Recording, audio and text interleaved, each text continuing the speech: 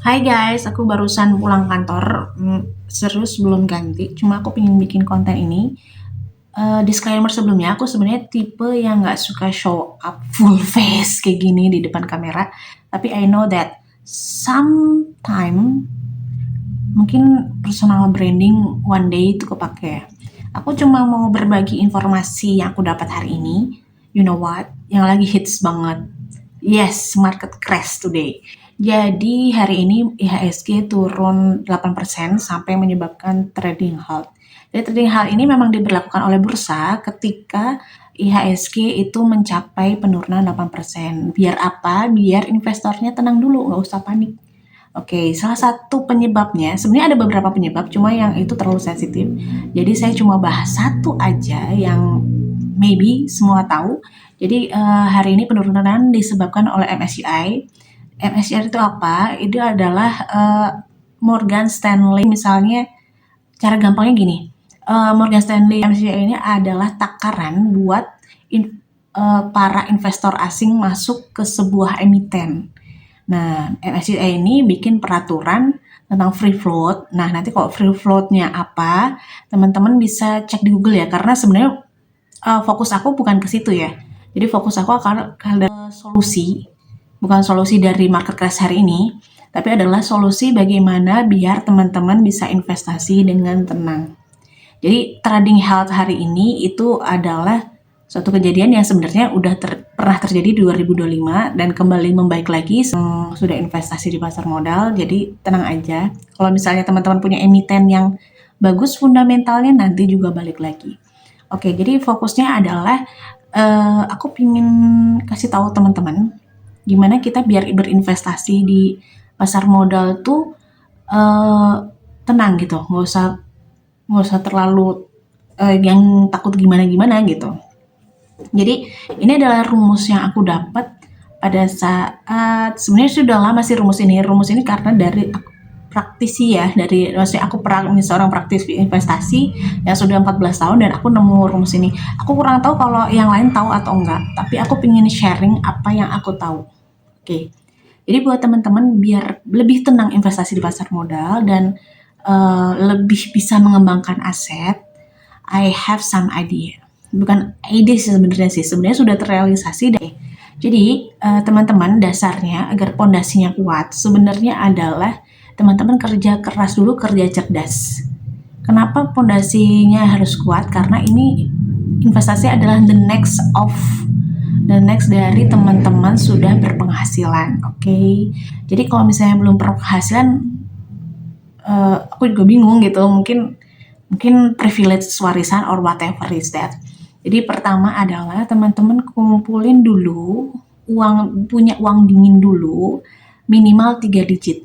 Kenapa aku bilang 3 digit? Karena beli instrumen yang awal ini itu adalah 3 digit teman-teman. Jadi instrumennya apa? Jadi instrumennya adalah SBN, Surat Berharga Negara. Jadi ketika teman-teman investasi di SBN itu 100% dijamin oleh negara. Kecuali one day negara pilot, tapi kalau pilot sih kayaknya enggak ya. Tapi maksudnya dalam artian ketika negaranya bagus, ekonominya maksudnya juga stabil, jadi teman-teman nggak usah khawatir ketika teman-teman berinvestasi di SBN karena ini dijamin oleh negara 100% balik kalau teman-teman hold hingga jatuh tempo. Nah ini permasalahannya di sini, teman-teman harus yakin uang 3 digit itu misalnya let's say 500 juta ini atau 3 digit ini gak teman-teman pakai dalam jangka waktu dekat. Karena untuk SBN atau obligasi ini biasanya di lock. Nah, walaupun nggak di lock dijual di secondary market, tapi biasanya kalau belum jatuh tempo dia mengalami penurunan. Cuman kalau teman-teman dipegang sampai jatuh tempo itu baliknya 100%. Oke. Jadi kenapa harus uang dingin? Karena memang tidak akan dipakai dalam jangka waktu dekat. Biasanya SBN ini jatuh temponya sekitar ada yang 5 tahun atau 10 tahun. Nah itu permasalahannya. Jadi teman-teman harus yakin uang ini nggak akan dipakai selama maybe 5 atau 10 tahun. Nah nanti dari SBN ini teman-teman akan dapat return. Kalau teman-teman save investasi di FR itu bunganya returnnya sekitar 6 bulan. 6 bulan nanti akan ditransfer ke rekening dana investor. Kalau SR itu 1 bulan. Oke. Itu level pertama ya. Level pertama teman-teman kerja keras dulu buat dapet 3 digit uang dingin. Jadi teman-teman harus punya dana darurat dulu. Itu wajib banget di awal-awal. Jadi sebelum investasi harus punya dana darurat dulu. Nah, nanti teman-teman setelah punya 3 digit yang uang dingin itu, teman-teman masukin ke SBN. Nah, setelah dapat return dari SBN ini sekitar 6 bulan gitu, teman-teman masukin returnnya ke reksadana. Masukin returnnya ke reksadana. Nah, dari reksadana ini nanti uang teman-teman akan dikelola oleh manajer investasi. Nah, reksadana itu uh, untuk tingkat resikonya moderate ya. Jadi ya semua investasi pasti ada resikonya. Kalau nggak ada yang bilang, oh ini nggak ada resikonya sama sekali, scam. That's scam. Semua investasi baik properti pun itu juga ada resikonya guys. Oke. Dari reksadana nanti dari return yang dari SBN ini per 6 bulan teman-teman masukin ke reksadana, dan reksadana itu biasanya returnnya itu atau misalnya bisa kelihatan profitnya itu biasanya sekitar kurang lebih 6 bulan. Oke. Misalnya teman-teman udah 6 bulan nih udah mulai ada returnnya, teman-teman return dari reksadana ini teman-teman gulirin lagi, investasiin lagi di saham. Oke. Jadi saham itu sebenarnya 3 step. Jadi ini sebenarnya untuk orang-orang yang sabar ya. That's why kenapa kalau di Instagram aku atau misalnya di medsos aku selalu bilang manfaatin waktu. Karena jujur waktu itu berharga banget teman-teman. Bayangin kalau investasi udah di umur 40 atau 50. Ya aku ya sebagai praktisi investasi di umur segitu mendekati pensiun ya. Maybe ya yang safety aja kayak SBN, tapi kan maksudnya SBN itu udah tertakar ya, maksudnya maksimal mungkin 7% per tahun. Tapi kalau teman-teman gulirin di saham itu unlimited. Unlimited, bahkan di 2025 ada beberapa saham yang cuannya itu bisa ratusan persen. Cuma kan ini resikonya high risk ya, high risk high return. Jadi kalau misalnya untuk yang masih muda, that's no problem. Tapi kalau misalnya yang udah mendekati umur pensiun, ya itu tergantung dari orang tersebut bisa menerima resikonya sampai seberapa, atau mungkin bisa disolusiin dia beli saham-saham yang fundamentalnya bagus, LQ45 yang tidak terlalu fluktuatif walaupun nanti kenaikannya nggak terlalu sebesar lapis 2, lapis 3. Oke, jadi itu ya teman-teman. Pertama, kerja dulu dapat 3 digit. Yang kedua, masukin ke SBN. Yang ketiga, masukin ke reksadana. Jadi dari return SBN masukin reksadana, dari reksadana dimasukin ke saham. Jadi setelah teman-teman dapat profit dari saham, dari kenaikan saham dan dari dividen, nah teman-teman tahu nggak yang terakhir dimasukin kemana?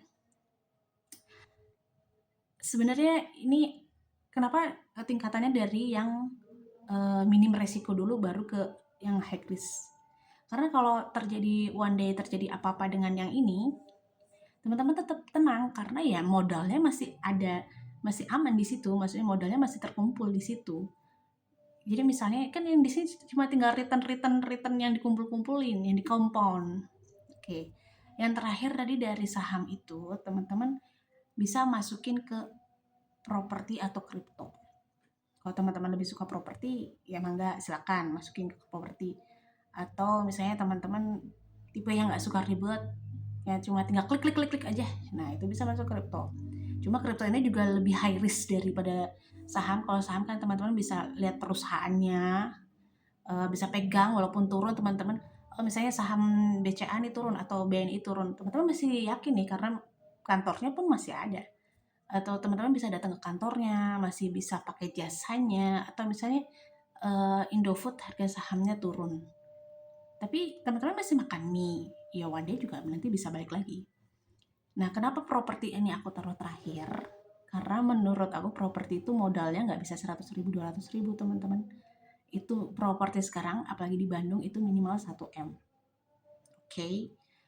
Jadi, ya modal kita yang misalnya cuma ratusan gitu tuh nggak nyampe ke properti, belum nyampe sih sebenarnya lebih tepatnya.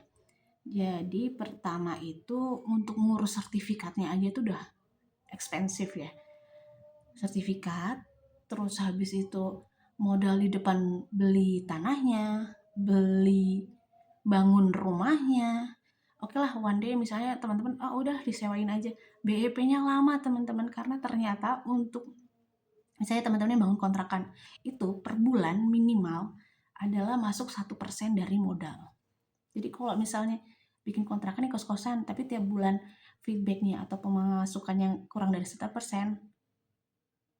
nggak direkomendasiin sih. Itu satu. Selain BEP-nya lama, terus teman-teman mau jual pun itu nggak hitungan, maybe nggak hitungan hari, oke lah kalau beruntung hitungan hari bisa kejual, tapi kalau misalnya enggak ya mungkin bisa setahun, 2 tahun, 3 tahun, jadi nggak terlalu liquid. Dan kalau diwarisin mahal birokrasinya. Jadi ya, jadi ya, aku nggak tahu ya. Kalau buat gen milenial yang suka praktis-praktis, yang nggak suka ribet, ya maybe there's another way. Oke, jadi itu solusi dari aku teman-teman buat meningkatkan aset, dan maybe 75% peluang keberhasilannya ada. Sisanya yang 25% adalah tergantung effort dan doa. Sebenarnya lebih doa dulu atau effort dulu ya, pokoknya dua-duanya gitu. Oke, good luck guys. Semoga kita bisa menjadi generasi investasi yang lebih baik manajemen finansialnya di masa mendatang. Oke, see ya.